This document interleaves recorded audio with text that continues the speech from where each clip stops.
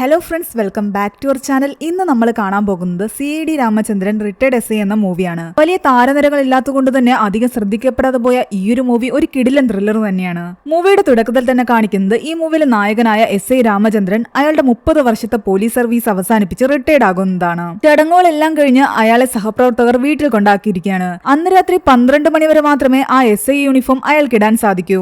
അതിനിടെയാണ് കുറച്ചു കാലമായിട്ട് അവർ അന്വേഷിച്ചുകൊണ്ടിരിക്കുന്ന കള്ളൻ ഏതൊരു വീട്ടിലുണ്ടെന്ന് അവർക്ക് ഇൻഫർമേഷൻ കിട്ടുന്നത്. പോലീസുകാരെല്ലാം കള്ളനെ പിടിക്കാൻ പോകാൻ നേരത്തെ രാമചന്ദ്രനും അവരുടെ കൂടെ കയറുന്നു. അവസാനമായിട്ട് കള്ളനെ പിടിക്കാനുള്ള അവസരമാണ്. എന്നാൽ അയാളുടെ വൈഫ് പറയുന്നുണ്ട്, നിങ്ങൾ റിട്ടയർഡ് ആയില്ലേ എന്ന്. എന്നാൽ 12 മണി വരെ എനിക്ക് ഡ്യൂട്ടി ടൈം ആണെന്ന് പറഞ്ഞിട്ടാണ് അയാൾ അവിടെ നിന്ന് ഇറങ്ങുന്നത്. ഈ കള്ളനാകട്ടെ കോടതിയിൽ നിന്നും മജിസ്ട്രേറ്റിന്റെ വണ്ടി മോഷ്ടിച്ച് പോലീസുകാർക്ക് നല്ല പണി ഉണ്ടാക്കി വെച്ചിരിക്കുകയായിരുന്നു. സ്ഥലത്ത് അത്യാവശ്യം ഒരു പോക്ക് കേസായ സ്ത്രീയുടെ വീട്ടിലാണ് ഈ കള്ളനുണ്ടെന്ന് ഇൻഫർമേഷൻ കിട്ടിയത്. അവരവിടെ പോയി പരിശോധിക്കുമ്പോഴാകട്ടെ അവനെ അവിടെ എങ്ങും തന്നെ കാണുന്നില്ല.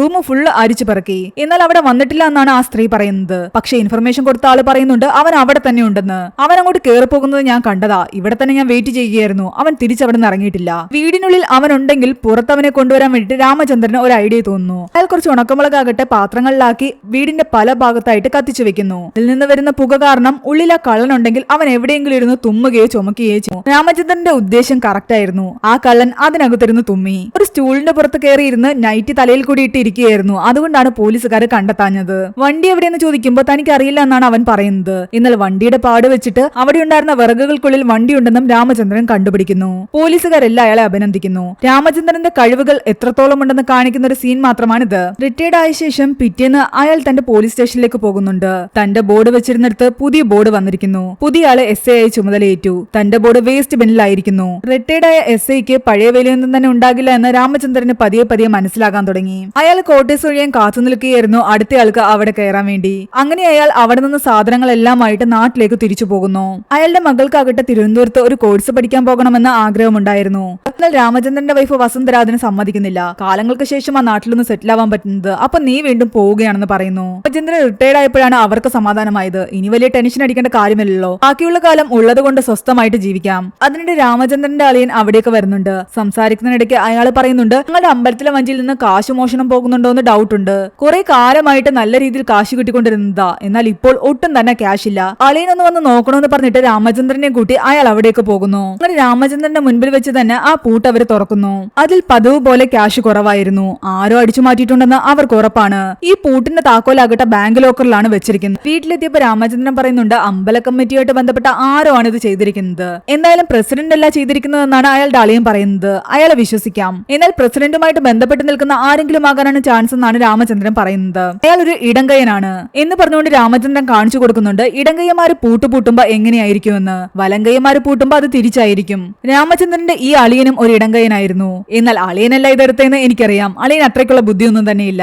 കള്ളനെ കണ്ടുപിടിക്കണമെങ്കിൽ അടുത്തുള്ള ബാങ്കിലെല്ലാം തന്നെ സ്ഥിരമായിട്ടല്ലാതെ ആരെങ്കിലും വന്ന് ചില്ലറകൾ നോട്ടാക്കുന്നുണ്ടോ എന്ന് അന്വേഷിച്ചാൽ മതി. കള്ളനെ എന്തായാലും കിട്ടും. റിട്ടയർഡ് ജീവിതം രാമചന്ദ്രന് അത്ര സുഖകരമല്ലായിരുന്നു. അയാൾക്ക് എപ്പോഴും വർക്ക് ചെയ്യാനുള്ള ആ ഒരു ടെൻഡൻസി വന്നുകൊണ്ടേയിരുന്നു. രാത്രിയിൽ ഉറക്കമേ കിട്ടുന്നുണ്ടായിരുന്നില്ല.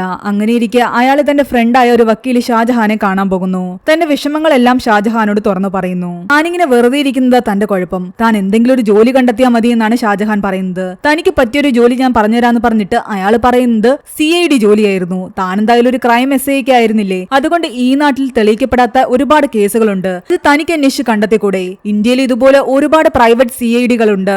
അതുപോലെ താനും നമ്മുടെ നാട്ടിലൊന്ന് ആരംഭിച്ചാൽ മതി. അത് നല്ലൊരു ഐഡിയ ആണെന്ന് അയാൾക്ക് തോന്നുന്നു. കുറച്ചു ദിവസം കഴിയുമ്പോൾ അയാളുടെ അളിയനാകട്ടെ വീട്ടിലേക്ക് വരുന്നുണ്ട്. കള്ളനെ പിടിച്ചു എന്നുള്ള സന്തോഷ വാർത്ത അറിയിക്കാൻ. ബാങ്കിൽ ചില്ലറ നോട്ടാക്കാൻ പോയപ്പോഴാണ് ഇവർ കയ്യോടെ ആ കള്ളനെ പിടികൂടിയത്. അമ്പലത്തിലേക്ക് പുതിയ പൂട്ടും താക്കോലും വാങ്ങിക്കാൻ വേണ്ടിയിട്ട് പ്രസിഡന്റ് പറഞ്ഞു വിട്ട പയ്യൻ തന്നെയായിരുന്നു ആ കള്ളൻ. അവനതിന്റെ ഡ്യൂപ്ലിക്കേറ്റ് കേസ് ഉണ്ടാക്കിയിട്ടുണ്ടായിരുന്നു. കള്ളനെ പിടിക്കാൻ സഹായിച്ചതിൽ എല്ലാവരും ചേർന്നിട്ട് രാമചന്ദ്രനെ ആദരിക്കുന്നുണ്ട്. ഷാജഹാൻ പറഞ്ഞ പ്രകാരം തന്റെ CID ജോലി തുടങ്ങാൻ വേണ്ടിയിട്ട് ഷാജഹാൻ ആദ്യം തിരഞ്ഞെടുക്കുന്നത് ട്രിവാൻഡ്രം തന്നെയായിരുന്നു. അയാളുടെ മകളും പഠിക്കാൻ ആഗ്രഹിക്കുന്നത് അവിടെ തന്നെയാണ്. അയാളുടെ വൈഫിന് ആദ്യം ഇതൊന്നും വലിയ താല്പര്യമുണ്ടായിരുന്നില്ല. കുറച്ച് ദിവസങ്ങൾക്ക് ശേഷം രാമചന്ദ്രൻ ട്രിവാൻഡ്രത്തെത്തുകയും അവിടെ ഒരു ഓഫീസ് ആരംഭിക്കുകയും ചെയ്യുന്നുണ്ട്. അയാളുടെ മകളും അയാളുടെ കൂടെ അവിടെ ഒരു വീടെടുത്താണ് താമസം. ദിവസങ്ങൾ അങ്ങനെ കടന്നു പോകുന്നതല്ലാതെ അയാൾക്ക് ഒരു കേസും തന്നെ കിട്ടിയില്ല. അത് കാരണം അയാൾ ഒരുപാട് വിഷമത്തിലായിരുന്നു. ആ വിഷമം ഷാജഹാനോട് പറയുകയും ചെയ്യുന്നുണ്ട്. എന്നാൽ നീ ഇങ്ങനെ വെറുതെ ഇരുന്നിട്ട് കാര്യമില്ല എന്നും അങ്ങോട്ട് ഇടിച്ചു കയറി നിന്റെ കാർഡ്സ് ഒക്കെ എല്ലാവർക്കും കൊടുക്കണമെന്നാണ് ഷാജഹാൻ പറയുന്നത്. അയാൾ തന്നെ പറ്റി അറിഞ്ഞെങ്കിൽ മാത്രമേ കേസ് ഇങ്ങോട്ട് വരൂ. അല്ലാതെ വെറുതെ ഇങ്ങോട്ട് കേസൊന്നും വരില്ല. അവരങ്ങനെ സംസാരിച്ചുകൊണ്ട് നിൽക്കുമ്പോ അവിടെ നിന്ന് ഒരാൾ വന്ന് ഇവരോട് കുറച്ച് സോഡ കടം ചോദിക്കുന്നു. ഒരു പെഗ് കഴിക്കാൻ വേണ്ടിയിട്ട് ഇനി സോഡ കാശ് കൊടുത്ത് വാങ്ങിക്കാൻ വയ്യ. ഷാജഹാൻ എടുത്തോളാൻ പറയുകയും ചെയ്യുന്നുണ്ട്. സോഡ തന്നതിന് പകരമായിട്ട് അയാളാകട്ടെ അയാളുടെ കാർഡ് ഇവർക്ക് കൊടുക്കുന്നുണ്ട്. നാട്ടിലെ സാർമാർക്ക് എന്താവശ്യം ഉണ്ടെങ്കിലും എന്നെ വിളിക്കണമെന്ന് പറഞ്ഞിട്ട്. ഇത് കണ്ട് ഷാജഹാൻ പറയുന്നുണ്ട്, കണ്ടോ അവനെ പോലെ ഇങ്ങനെ ഇടിച്ചു കയറി കാർഡ് കൊടുക്കാൻ പഠിക്കണം. ഷാജഹാൻ മറ്റൊരു കേസിന്റെ കാര്യം കൂടി രാമചന്ദ്രനോട് പറയുന്നുണ്ട്. ഊർമിള വധക്കേസ്. അതിലെ പ്രതി ജയരാജനാകട്ടെ ജാമ്യം കിട്ടിയിരിക്കുകയാണ്. എന്നാൽ യഥാർത്ഥത്തിൽ ആ കുറ്റം ചെയ്തിരിക്കുന്നത് അയാളല്ല, പോലീസുകാർ അയാൾക്കിട്ട് പണി കൊടുത്തതാണ്. യഥാർത്ഥ പ്രതി മറ്റാരോ ആണ്. എന്തായാലും ആ ഒരു കേസ് താനൊന്ന് അന്വേഷിച്ചു നോക്കാൻ ഷാജഹാൻ പറയുന്നുണ്ട്. പിറ്റേന്ന് ഷാജഹാൻ പറഞ്ഞിട്ട് ഊർമിള കേസിലെ പ്രതി ജയരാജൻ രാമചന്ദ്രനെ കാണാൻ വേണ്ടി വരുന്നു. താൻ ചെയ്യാത്ത തെറ്റിന്റെ പേരിലാണ് ഇത്രയും ദിവസം അകത്ത് കിടന്നതെന്ന് അയാൾ പറയുന്നു. എന്നിട്ട് അയാൾ തന്റെ സ്റ്റോറി പറയാൻ ആരംഭിക്കുകയാണ്. ചെങ്കുളം എന്ന സ്ഥലത്താണ് ജയരാജൻ താമസിക്കുന്നത്. അയാളുടെ വീടിൽ നിന്ന് 2 വീട് അപ്പുറത്താണ് കൊല്ലപ്പെട്ട ഊർമിളയുടെ വീട്. മറ്റേതോ സ്ഥലത്ത് നിന്ന് കുറച്ചു കാലമായിട്ട് ഇവിടെ വന്ന് താമസിക്കുന്ന സ്ത്രീയാണ് ഊർമിള. ഏകദേശം ഒരു 10-15 വർഷമായി കാണും. അവിടുത്തെ നാട്ടുകാർക്കൊക്കെ പലിശയ്ക്ക് പണം കൊടുക്കലാണ് ഊർമിളയുടെ ജോലി. കാണാൻ നല്ല സുന്ദരിയായിരുന്നു ഊർമിള. നാട്ടിലെല്ലാവർക്കും അവളെ ഒരു നോട്ടം ഉണ്ടായിരുന്നു. എനിക്കും അവളെ വലിയ ഇഷ്ടമായിരുന്നു. അതിന്റെ പേരിൽ എന്റെ വൈഫ് എന്നോട് പലതവണ വഴക്കിട്ടിട്ടുണ്ട്. അങ്ങനെ ഒരു ദിവസം ജയരാജനാകട്ടെ രാവിലെ ഇറങ്ങി ആറ്റിങ്ങിലുള്ള അയാളുടെ ഒരു സുഹൃത്തിനെ കാണാൻ വേണ്ടി പോകുന്ന വഴിക്ക് ഒരാൾ ലിഫ്റ്റ് ചോദിക്കുകയും അയാളെ മെമ്പറിന്റെ വീട്ടിലാക്കുകയും ചെയ്യുന്നുണ്ട്. ഈ മെമ്പർ ആകട്ടെ ജയരാജനോട് അകത്തേക്ക് കയറുന്നില്ല എന്ന് ചോദിക്കുന്നു. എന്നാൽ ഇല്ലാന്ന് പറഞ്ഞിട്ട് അധികം മൈൻഡ് ചെയ്യാതെ അയാൾ അവിടെ നിന്നും പോവുകയാണ്. ബസ് കയറാൻ വേണ്ടിയിട്ട് അയാൾ കവലയിൽ ബൈക്ക് വെക്കാൻ നേരത്ത് സജിയോട് സംസാരിക്കുന്നു. അവിടുത്തെ ഒരു ഓട്ടോ ഡ്രൈവർ ആയിരുന്നു സജി. താൻ തിരിച്ചു വരുമ്പോ സാധനം കൊണ്ടുവരാന്ന് പറഞ്ഞിട്ടാണ് ജയരാജൻ പോകുന്നത്. താൻ ഇവിടെ തന്നെ കാണുമെന്ന് സജി പറയുന്നു. അങ്ങനെ രാത്രിയായിപ്പം സാധനവും കൊണ്ടാണ് ജയരാജൻ അവിടേക്ക് വരുന്നത്. എല്ലാവരും ചേർന്നിട്ട് അവിടെ ഇരുന്ന് മദ്യപിക്കുകയും ചെയ്തു. അതിനിടെ സജി പറയുന്നുണ്ട്, ഇന്ന് ചേട്ടൻ ഇല്ലാത്ത സമയത്ത് ചേട്ടന്റെ വൈഫ് ഊർമിളയുടെ വീട്ടിൽ പോയി എന്തൊക്കെയോ പ്രശ്നം ഉണ്ടാക്കിയെന്ന്. അത് കേട്ടതും ഊർമിളയെ കാണാൻ വേണ്ടിയിട്ട് ജയരാജൻ ഊർമിളയുടെ വീട്ടിലേക്ക് പോകുന്നു. ഊർമിളയ്ക്ക് കുറച്ച് ഫോറിൻ സാധനങ്ങളും അയാൾ കൊണ്ടുവന്നിട്ടുണ്ടായിരുന്നു. എന്നാൽ ഈ രാത്രിയിൽ അങ്ങോട്ട് വന്നതിന് ഊർമിള അയാളെ വഴക്ക് പറയുന്നു. ഊർമിള അധികം വരെ മൈൻഡ് ചെയ്തില്ലെങ്കിലും ജയരാജനെ ഇടയ്ക്കൊന്ന് മൈൻഡ് ചെയ്യുമായിരുന്നു. അത് മുതലെടുക്കാൻ ജയരാജൻ ശ്രമിച്ചെങ്കിലും ഊർമിള അയാളുടെ കൈ തട്ടി മാറ്റുന്നു. അതിനിടയ്ക്ക് അവർക്കൊരു കോള് വരുന്നുണ്ട്. ആ കോൾ അറ്റൻഡ് ചെയ്ത ശേഷം അവർ തിരിച്ചു വന്ന് പറയുന്നു, ചേട്ടൻ പോയിക്കൊള്ളാൻ. നിർബന്ധിച്ച് തന്റെ കയ്യിലിരുന്ന സാധനം ഊർമിളയുടെ കയ്യിൽ കൊടുത്തിട്ടാണ് അയാൾ അവിടെ നിന്നും പോകുന്നത്. അവിടെ നിന്ന് ഇറങ്ങിയ അയാളാകട്ടെ മെമ്പറെ ഫോൺ ചെയ്യുന്നു. ഈ ജയരാജനും മെമ്പറുമായിട്ടും ഒരു കണക്ഷൻ ഉണ്ടായിരുന്നു. അന്ന് രാത്രി ഊർമിളയുമായിട്ട് ഒന്നും നടക്കില്ല എന്ന് മനസ്സിലാക്കിയ ഈ ജയരാജൻ മെമ്പറിന്റെ വീട്ടിലേക്ക് പോവുകയാണ്. എന്നാൽ രാവിലെ കണ്ടപ്പോൾ മൈൻഡ് ചെയ്യാത്തതിന്റെ പേരിൽ മെമ്പർ അയാളെ കുറെ വഴക്ക് പറയുന്നു. അന്ന് രാത്രി അവിടെ ചെലവഴിച്ച ശേഷം പുലർച്ചെ 3 മണിക്കാണ് അയാൾ തിരിച്ച് വീട്ടിലേക്ക് വരുന്നത്. ഊർമിള മരിച്ചത് എപ്പോഴാണ് നിങ്ങൾ അറിഞ്ഞതെന്ന് രാമചന്ദ്രൻ ചോദിക്കുന്നു. അടുത്ത ദിവസം താൻ ഊർമിളയെ കണ്ടില്ല. ഞങ്ങളെല്ലാരും വെട്ടുകാരൻ രാജുവിന്റെ വീട്ടിലായിരുന്നു. അന്ന് രാത്രി അയാൾ പൊട്ടക്കിണറ്റിൽ വീണ് മരിച്ചിരുന്നു. അതുകൊണ്ട് അതിന്റെ കാര്യവുമായിട്ട് അയാളുടെ വീട്ടിലായിരുന്നു. അന്ന് ചടങ്ങെല്ലാം കഴിഞ്ഞിട്ട് രാത്രി 10 മണിക്കാണ് ഞങ്ങൾ പിരിഞ്ഞത്. പിറ്റേന്ന് രാവിലെയാണ് പോലീസുകാർ ഊർമിളയുടെ മരണവിവരവുമായിട്ട് എന്റെ വീട്ടിലേക്ക് വരുന്നത്. മെനഞ്ഞാന്ന് രാത്രി ഊർമിളയുടെ വീട്ടിൽ പോയിരുന്നു എന്ന് ചോദിച്ചു. പോയിരുന്നു എന്ന് ഞാൻ പറഞ്ഞു. അവരെന്നെ അപ്പൊ തന്നെ കൂട്ടിക്കൊണ്ട് പോവുകയും ചെയ്തു. അങ്ങനെ ഈ കേസ് അന്വേഷിക്കാൻ വേണ്ടിയിട്ട് രാമചന്ദ്രൻ ഇറങ്ങിത്തിരിക്കുകയാണ്. അയാൾ നേരെ മെമ്പറിന്റെ വീട്ടിൽ പോകുന്നു. അവര് ജയരാജനുമായിട്ട് ഒരു ബന്ധമില്ല എന്ന് തന്നെയാണ് പറയുന്നത്. എന്നാൽ ജയരാജൻ അവർക്ക് വാങ്ങിച്ചു കൊടുത്ത സാധനത്തിന്റെ ലിസ്റ്റ് എല്ലാം അയാൾ കാണിക്കുന്നുണ്ട്. ആ സാരിയും ആ മാലയുമാണ് അവർ അപ്പോൾ ധരിച്ചിരുന്നത്. പിന്നീട് അവർക്ക് സത്യങ്ങൾ മറച്ചു വെക്കാൻ പറ്റിയില്ല. ഊർമിളയെ കൊന്നത് ജയരാജ് അല്ലാന്ന് എനിക്കറിയാം. അയാൾ അന്ന് എന്റെ കൂടെ ഈ വീട്ടിലുണ്ടായിരുന്നു. എന്നാൽ അതെനിക്ക് പോലീസുകാരോട് തുറന്നു പറയാൻ പറ്റില്ല. കാരണം അതെന്റെ ഇമേജിനെ ബാധിക്കും. എന്നാൽ നിങ്ങൾ അന്നേ ആ സത്യം തുറന്നു പറഞ്ഞിരുന്നെങ്കിൽ അയാൾക്ക് ഇത്രയും അനുഭവിക്കേണ്ടി വരില്ലായിരുന്നു. പക്ഷെ ഇപ്പോഴും മെമ്പറിന്റെ സത്യം പുറത്ത് പറയാൻ അവർ തയ്യാറല്ല. അതുകൊണ്ട് യഥാർത്ഥ കുറ്റവാളിയെ രാമചന്ദ്രൻ കണ്ടുപിടിച്ചെങ്കിലേ പറ്റൂ. കേസിലകപ്പെട്ട കാരണം സ്വന്തം വീട്ടിൽ പോലും കയറാൻ പറ്റാത്ത ജയരാജ് ഒരു ലോഡ്ജ് റൂമിലാണ് താമസിച്ചുകൊണ്ടിരുന്നത്. രാമചന്ദ്രൻ ജയരാജന്റെ വീട്ടിലേക്ക് പോകുന്നു. ഊർമിളയെ പറ്റി അയാളുടെ വൈഫ് പറയുന്നത് മോശം കാര്യങ്ങളാണ്. അവരൊരു മോശം സ്ത്രീയാണ്. സ്വന്തം ഹസ്ബൻഡിനെ കളഞ്ഞിട്ടാണ് ഇവിടെ വന്ന് താമസിക്കുന്നത്. ഒരു മകൾ ഉണ്ടായിരുന്നത് ഒരു ഡ്രൈവറിന്റെ കൂടെ ഇറങ്ങി പോവുകയും ചെയ്തു. ഊർമിളയുടെ ഹസ്ബൻഡ് ഇങ്ങോട്ടൊന്നും വരാറില്ല എന്ന് ചോദിക്കുന്നു.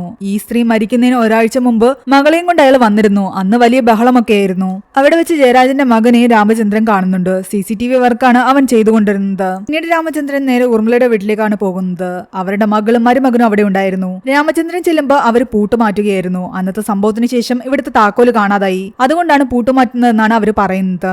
അകത്ത് കയറി പരിശോധിക്കാൻ നേരത്ത് ഊർമിളയുടെ റൂമിന്റെ കതക് കത്തിയ നിലയിലായിരുന്നു. കതക് കത്തിച്ചാണ് അയാൾ ബെഡ്റൂമിനുള്ളിലേക്ക് കയറിയിരിക്കുന്നത്. എഴുത്തിൽ കയറുപോലെ എന്തോ ഇട്ട് മുറുക്കി കൊന്ന നിലയിലായിരുന്നു ഊർമിളയുടെ ശവശരീരം കിടന്നിരുന്നത്. പോലീസുകാർക്ക് ഫിംഗർ പ്രിന്റ് ഒന്നും തന്നെ കിട്ടിയിട്ടുണ്ടായിരുന്നില്ല.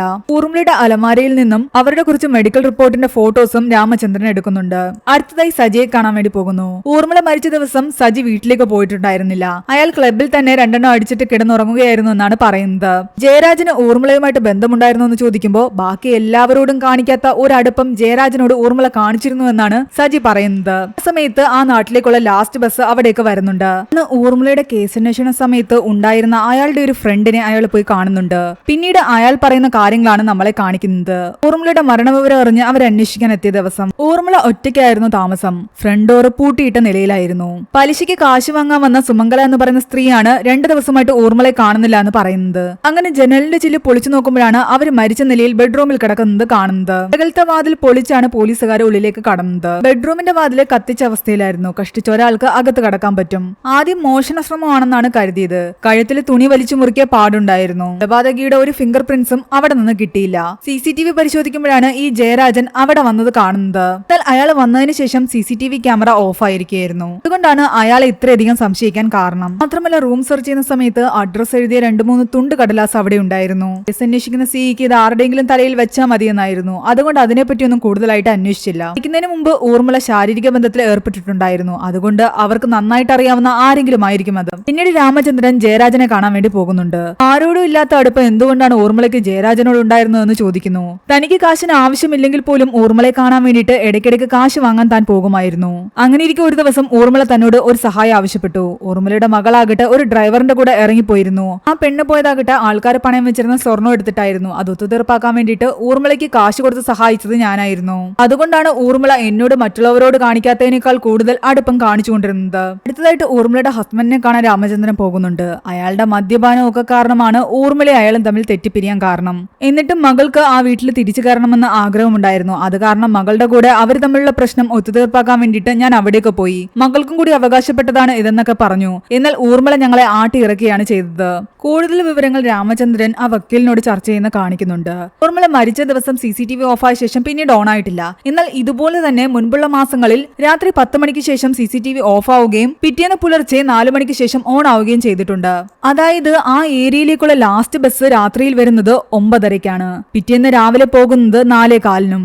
മറ്റെവിടെ നിന്നോ ആ നാട്ടിലേക്ക് ബസ്സിൽ വന്നിറങ്ങി നേരെ ഊർമിളയുടെ വീട്ടിൽ പോയ ശേഷം പിറ്റേന്ന് രാവിലെ അതേ ബസ്സിൽ തന്നെ കയറി അവിടെ നിന്നും പോകുന്ന ആരോ ഒരാളാണ് കൊലപാതകി. അങ്ങനെയാണെങ്കിൽ ഈ വരുന്ന കാര്യം പറയാനെങ്കിലും ഇവർ പരസ്പരം ബന്ധപ്പെടണം. അവരുടെ കോൾ ലിസ്റ്റ് പരിശോധിച്ചപ്പോൾ സംശയാസ്പദമായി ഒരു കോളും തന്നെയില്ല. അങ്ങനെ രാമചന്ദ്രൻ ആ ബസ്സിലെ ഡ്രൈവറോട് അന്വേഷിക്കുമ്പോഴാകട്ടെ ഊർമിള മരിച്ച ദിവസം ആശാൻ വളവിന്റെ അടുത്ത് നിന്ന് ഒരാൾ കൈ കാണിച്ച് കയറിയിരുന്നു. അയാളുടെ മുഖം വ്യക്തമായിരുന്നില്ല. തോർത്തുകൊണ്ട് തലയിൽ കെട്ടിയിരുന്നു. അയാൾ കയറി കുറച്ചു ദൂരം ബസ് മുന്നോട്ട് പോയി കഴിഞ്ഞപ്പോഴാകട്ടെ എന്തോ ചില്ല് പൊട്ടിയ സൗണ്ട് കേട്ടു. എല്ലാവരും തിരിഞ്ഞു നോക്കിയെങ്കിലും ബസ്സിന്റെ ചില്ലൊന്നും തന്നെ പൊട്ടിയിട്ടുണ്ടായിരുന്നില്ല. എന്നാൽ അയാൾ മാത്രം അനങ്ങാതെ അവിടെ തന്നെ ഇരിക്കുകയായിരുന്നു. ഒന്ന് തിരിഞ്ഞു നോക്കുക പോലും ചെയ്തില്ല. അങ്ങനെ രാമചന്ദ്രൻ ആ ആശാൻ വളവും അത് കഴിഞ്ഞിട്ട് 10 മിനിറ്റ് ദൂരം മുന്നോട്ട് പോയി കഴിയുമ്പോൾ ഒരു ചായ കടയും കാണുന്നുണ്ട്. അവിടെ നോക്കുമ്പോഴാകട്ടെ അവിടുത്തെ ചില്ലുകൂട് പൊട്ടിയിരിക്കുകയായിരുന്നു. ഇതെങ്ങനെ പൊട്ടിയെന്ന് ചോദിക്കുമ്പോൾ അറിയില്ല എന്നും ആരോ ബസ്സിൽ നിന്ന് എന്തോ എടുത്ത് എറിഞ്ഞതുമാണെന്നാണ് കടക്കാരൻ പറയുന്നത്. എറിഞ്ഞ സാധനം എടുത്ത് രാമചന്ദ്രന്റെ കയ്യിൽ കൊടുക്കുകയും ചെയ്യുന്നുണ്ട്. അതൊരു താക്കോൽ കൂട്ടമായിരുന്നു. രാമചന്ദ്രൻ അതുകൊണ്ടുപോയി ഊർമിളയുടെ വീടിന്റെ പൂട്ടുമായിട്ട് പരിശോധിക്കുമ്പോൾ അത് ഊർമിളയുടെ വീടിന്റെ തന്നെ താക്കോലായിരുന്നു. രാമചന്ദ്രൻ വീണ്ടും ആശാവളവിന്റെ അടുത്തെത്തുന്നു. അവിടെ നിന്നും താഴെയുള്ള റബ്ബർ തോട്ടത്തിലേക്ക് പോകുന്നുണ്ട്. അവിടെയുള്ള പൊട്ടക്കണ്ടറും പരിശോധിക്കുന്നുണ്ട്. ഒരു ടാപ്പിംഗ് തൊഴിലാളി അവിടെ വീണ് മരിച്ചു എന്ന് പറഞ്ഞിരുന്നില്ലേ? അങ്ങനെ ആ മരിച്ച രാജുവിനെ പറ്റി അവിടെ പുതുതായിട്ട് റബ്ബർ വെട്ടാൻ വന്ന ആളോട് അയാൾ ചോദിക്കുന്നു. അവിടെ ഒരു പൊട്ടക്കണ്ടർ ഉണ്ടെന്ന് അവന് നന്നായിട്ട് അറിയാം. സ്ഥിരമായിട്ട് വെട്ടാൻ പോകുന്നവനാണ്. പിന്നെ എങ്ങനെ കാലുതെറ്റി അവിടെ വീണു എന്ന് ഇന്നും എനിക്ക് ഡൗട്ട് ആണെന്ന് അയാൾ പറയുന്നു. ആ വഴി പോയി കഴിഞ്ഞാൽ എവിടേക്കാ എത്തുന്നതെന്ന് ചോദിക്കുന്നുണ്ട്. കുറച്ച് വീടുകളുടെ അടുത്തേക്കാണെന്നാണ് അയാൾ പറയുന്നത്. കൊല്ലപ്പെട്ട ഊർമിളയുടെ വീടും അവിടെ തന്നെയാണ്. രാത്രിയിൽ ഊർമിളയെ കൊന്ന ശേഷം പ്രതി ഈ റബ്ബറും തോട്ടം വഴിയായിരിക്കാം ആശാൻ വളവിൽ വന്നതും അവിടെ നിന്ന് ബസ് കയറി പോയതും. രാമചന്ദ്രൻ നേരെ മരിച്ച രാജുവിന്റെ വീട്ടിലേക്ക് ചെല്ലുന്നു. അവിടെ പോയി കുറച്ച് കാര്യങ്ങൾ അന്വേഷിച്ച് കഴിയുമ്പോൾ രാജുവിന്റെ വൈഫ് ആകട്ടെ രാമചന്ദ്രന്റെ കയ്യിൽ ഒരു ഫോൺ കൊണ്ടു കൊടുക്കുന്നുണ്ട്. രാജുവിന്റെ ബോഡി കിട്ടിയ സമയത്ത് കിണറ്റിൽ നിന്നും കണ്ടെടുത്തതാണ് ഈ ഫോൺ. എന്നാൽ ഇത് ചേട്ടന്റെ ഫോൺ അല്ല എന്നും ടാപ്പിങ്ങിന് പോകുമ്പോൾ ചേട്ടൻ ഫോൺ കൊണ്ടുപോകാറില്ല എന്നുമാണ് അവർ പറയുന്നത്. രാജുവിന്റെ മരണത്തെ പറ്റി അന്വേഷിച്ച് പോലീസുകാർ ആരും തന്നെ വന്നിട്ടുണ്ടായിരുന്നില്ല. അതുകൊണ്ട് ആ ഫോൺ അവർ ഇവിടെ തന്നെ വെച്ചിരിക്കുകയായിരുന്നു. രാമചന്ദ്രൻ ആ ഫോൺ വാങ്ങിക്കൊണ്ട് പോകുന്നു. അന്ന് ഊർമിള മരിച്ച ദിവസം അവരുടെ ബെഡ്റൂമിൽ നിന്ന് കിട്ടിയ 2 അഡ്രസ്സുകൾ എഴുതിയ പേപ്പർ ഉണ്ടായിരുന്നല്ലോ. അതിലെ അഡ്രസ്സുകൾ തേടി രാമചന്ദ്രൻ പോകുന്നുണ്ട്. എന്നാൽ അവർക്കാർക്കും തന്നെ ഊർമിളയെ നേരിട്ട് അറിയുക പോലുമില്ല. അതിലൊന്നൊരു പട്ടാളക്കാരന്റെ വീടായിരുന്നു. അവിടെ കേസന്വേഷണം എന്ന് പറഞ്ഞ് ചെന്നതിന്റെ പേരിൽ രാമചന്ദ്രനെ പോലീസുകാരെ കൊണ്ട് പിടിപ്പിക്കുകയാണ് അയാൾ. റിട്ടയർഡ് SI ആയിട്ട് പോലും രാമചന്ദ്രനെ അവർ ഒരു രീതിയിലും പരിഗണിച്ചില്ല. മോശമായിട്ടാണ് അവിടുത്തെ CI രാമചന്ദ്രനോട് പെരുമാറിയത്. യൂണിഫോം ഇല്ലെങ്കിൽ തനിക്ക് ഒരു വിലയില്ല എന്നുള്ള കാര്യം വീണ്ടും വീണ്ടും രാമചന്ദ്രൻ മനസ്സിലാക്കിക്കൊണ്ടിരിക്കുകയായിരുന്നു. വിഷമത്തിൽ അയാൾ വീട്ടിൽ തിരിച്ചെത്തി കഴിയുമ്പോൾ അയാളുടെ വൈഫ് അവിടേക്ക് വന്നിട്ടുണ്ടായിരുന്നു. തന്റെ അവസ്ഥ പറഞ്ഞു കഴിഞ്ഞപ്പോൾ അവര് പറയുന്നുണ്ട് ഈ കേസ് അവരുടെ മുൻപിൽ അന്വേഷിച്ച് തെളിയിച്ച് നിങ്ങൾ കാണിച്ചു കൊടുക്കണമെന്ന്. അതിന്റെ രാമചന്ദ്രൻ രാജുവിന്റെ വീട്ടിൽ നിന്ന് കിട്ടിയ ഫോണിന്റെ അഡ്രസ് എടുക്കാൻ പറഞ്ഞിട്ടുണ്ടായിരുന്നു. ആ ഡീറ്റെയിൽസ് എടുക്കുമ്പോൾ ആ ഫോണിൽ നിന്ന് മറ്റൊരു ഫോണിലേക്ക് മാത്രമേ കോളുകൾ പോയിട്ടുണ്ടായിരുന്നുള്ളൂ. ആ നമ്പറിന്റെ കൂടെ ഡീറ്റെയിൽസ് എടുക്കാൻ അയാൾ പറയുന്നു. എന്നിട്ട് ആ ഫോണിന്റെ ഉടമയുടെ അഡ്രസ്സും വാങ്ങിക്കുന്നു. താൻ കണ്ടെത്തിയ കാര്യങ്ങളെല്ലാം തന്നെ രാമചന്ദ്രൻ DYSPയുടെ മുൻപിൽ അവതരിപ്പിക്കുന്നുണ്ട്. ഊർമിളയുടെ വീട്ടിൽ ഇടയ്ക്കൊക്കെ CCTV ഓഫായ സമയത്ത് ഈ പറഞ്ഞ 2 നമ്പറുകളും ഒരേ ടവറിന്റെ ലൊക്കേഷനിൽ വന്നിട്ടുണ്ട്. അതിനർത്ഥം ഊർമിളയും കാമുകനും ഉപയോഗിച്ചിരുന്നത് ഈ ഫോണുകളാണ്. കാമുകൻ വരുന്ന സമയത്ത് CCTV ഓഫ് ആക്കുകയും ഈ ഫോണിലൂടെ അവർ സംസാരിക്കുകയും ചെയ്തിട്ടുണ്ട്. ഊർമിളയുടെ ഫോണിൽ നിന്ന് അങ്ങോട്ട് വിളിച്ചിട്ടില്ല. എന്നാൽ ആ ഫോണിൽ നിന്നാണ് എപ്പോഴും ഊർമിളയുടെ കയ്യിലിരിക്കുന്ന ഫോണിലേക്ക് കോൾ വന്നുകൊണ്ടിരുന്നത്. ഫോണിന്റെ ഉടമകളുടെ അഡ്രസ് അന്വേഷിച്ചു പോയപ്പോ അവരുടെ കയ്യിൽ നിന്നല്ല ഈ ഫോൺ നഷ്ടപ്പെട്ടതാണ്. ഫോണിന്റെ ഉടമകളായ രണ്ടുപേരെയും ഊർമിളയും കണക്ട് ചെയ്യിക്കുന്ന ഒരേ ഒരു കാര്യമേ ഉള്ളൂ. ഇവരെല്ലാവരും മെഡിക്കൽ കോളേജിലെ ട്രീറ്റ്മെന്റ് എടുത്തുകൊണ്ടിരുന്നവരാണ്.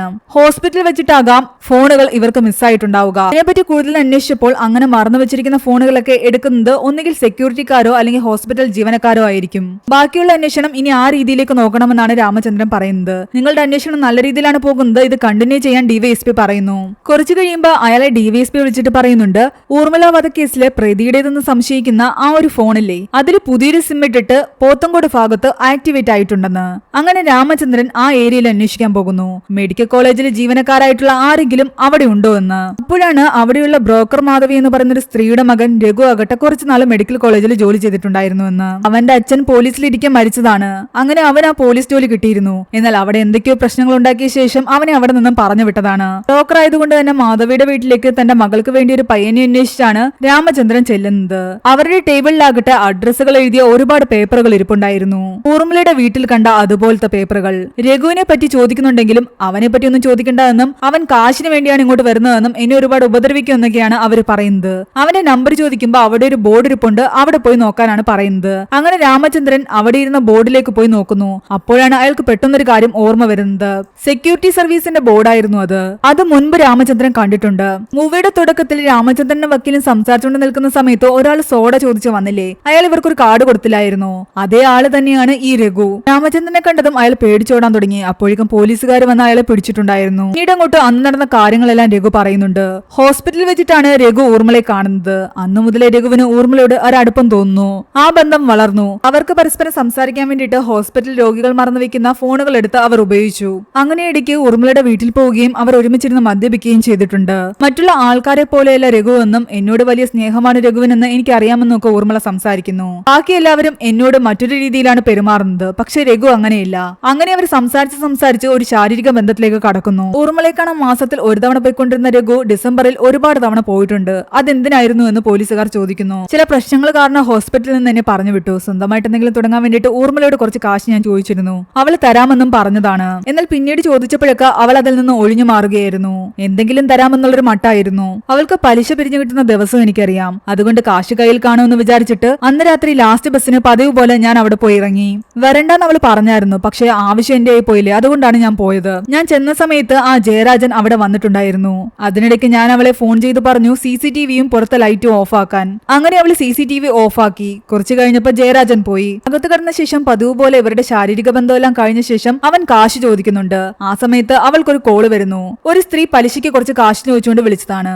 രാവിലെ വന്നാ മതി, കാശ് കൊടുക്കാമെന്ന് അവൾ പറയുന്നുണ്ട്. എന്നാൽ രഘു കാശ് ചോദിച്ചപ്പോഴാകട്ടെ വെറും 10,000 രൂപ മാത്രമാണ് രഘുവിന് എടുത്ത് കൊടുക്കുന്നത്. പക്ഷെ എനിക്ക് 2 ലക്ഷം രൂപയുടെ ആവശ്യമുണ്ടെന്ന് അയാൾ പറയുന്നു. അത്രയൊന്നും കാശ് എന്റെ കയ്യിലില്ല എന്നും അതൊന്നും തരാൻ പറ്റില്ല എന്നുമാണ് ഊർമിള പറയുന്നത്. ആ ദേഷ്യത്തിലാണ് രഘു ഊർമിളയെ കൊല്ലുന്നത്. അവളുടെ അലമാരിൽ നിന്നും കാശെല്ലാം എടുത്ത ശേഷം അവിടെ ഇരുന്ന ആഹാരം അയാൾ എടുത്ത് കഴിക്കുന്നു. ബെഡ്റൂമിന്റെ വാതിലാകട്ടെ ലോക്ക് ആകാതെ തനി തുറന്നു പോകുന്നുണ്ടായിരുന്നു. ഊർമിളയുടെ മൃതദേഹം കാണാൻ വയ്യാത്ത കാരണം അയാൾ അവിടെ ഇരുന്ന താക്കോലെടുത്ത് ആ ബെഡ്റൂമിന്റെ വാതിൽ പൂട്ടുന്നു. എന്നിട്ട് അവിടെ കഴിച്ചതിന്റെ വേസ്റ്റുകളെല്ലാം തന്നെ എടുത്തുകൊണ്ട് പുറത്തേക്ക് പോകുന്നു. മെയിൻ ഡോർ ആ താക്കോൽ കൂട്ടം വെച്ചിട്ട് പൂട്ടുകയും ചെയ്തു. പോകുന്ന വഴിക്ക് ആ വേസ്റ്റ് എല്ലാം തന്നെ ഒരു തോട്ടിലേക്ക് എറിഞ്ഞു. അപ്പോഴാണ് ഊർമിളയ്ക്ക് കൊടുത്ത ഫോണിനെ പറ്റി അയാൾ ആലോചിക്കുന്നത്. അതവിടെ ഇരുന്ന അന്വേഷണം എന്നെങ്കിലും അയാളിലേക്ക് എത്തുമെന്ന് പേടിയായിരുന്നു. അങ്ങനെ അയാൾ അത് എടുക്കാൻ വേണ്ടിയിട്ട് തിരിച്ചു ചെല്ലുന്നു. എന്നാൽ അപ്പോഴാണ് ബെഡ്റൂമിന്റെ താക്കോല് നഷ്ടപ്പെട്ട വിവരം രഘു മനസ്സിലാക്കുന്നത്. കതക് ചവിട്ടിപ്പൊളിച്ചാലോ എന്ന് ആദ്യം തോന്നുന്നുണ്ട്. എന്നാൽ പിന്നീട് അവിടെ ഇരുന്ന മണ്ണെണ്ണ എടുത്ത് കതകിന് തീ കൊളുത്തുന്നു. അതിനുള്ളിലൂടെ അകത്ത് കടന്ന ശേഷം ബെഡ്റൂമിൽ നിന്നും ആ ഫോൺ എടുത്തുകൊണ്ട് അയാൾ തിരിച്ചു വന്നു. ഇന്നലെ അവിടെ നിന്ന് ഇറങ്ങുന്നതിന് മുമ്പ് തന്റെ ഫിംഗർ പ്രിന്റ്സ് എല്ലാം തന്നെ അയാൾ മായ്ച്ചിട്ടുണ്ടായിരുന്നു. പോലീസിനെ മിസ്ലീഡ് ചെയ്യാൻ വേണ്ടിയിട്ടാണ് തന്റെ പേഴ്സിലിരുന്ന 2 അഡ്രസ്സ് അവിടെ എടുത്തിടുന്നത്. പിന്നീട് താൻ ബസ്സിൽ കയറി പോയി എന്നാണ് അയാൾ പറയുന്നത്. എന്നാൽ അവിടെ ഒരു കാര്യം മിസ്സായി എന്ന് രാമചന്ദ്രൻ പറയുന്നു. ഒട്ടക്കണ്ടിൽ വീണ് മരിച്ച രാജുവിനെ കൊന്നതും ഇയാള് തന്നെയാണ്.